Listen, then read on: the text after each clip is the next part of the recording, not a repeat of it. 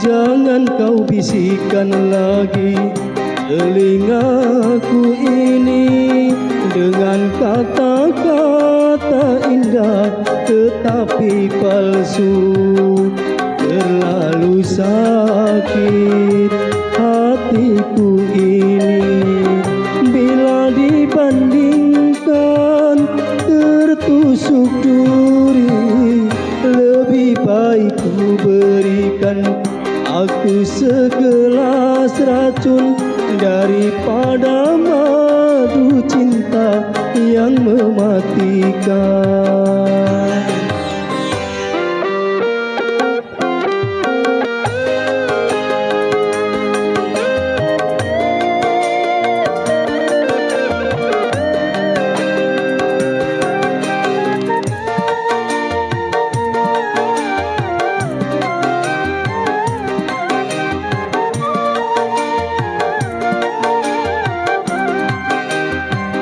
Seandainya aku dapat bertemu Tuhan, akan ku tanyakan tentang dirimu.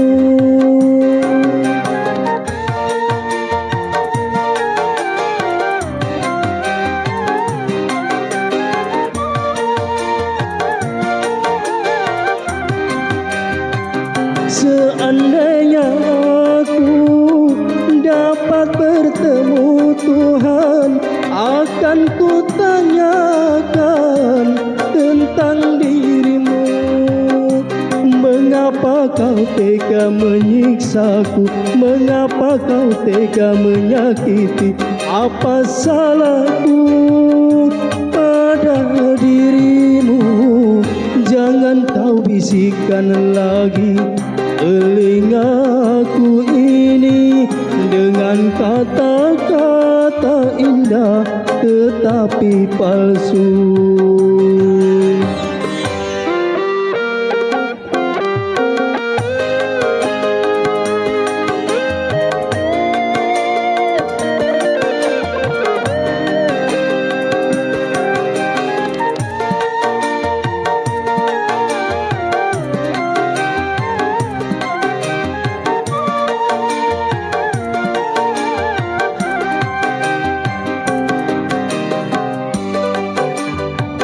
Dapat bertemu Tuhan, akan ku tanyakan tentang dirimu.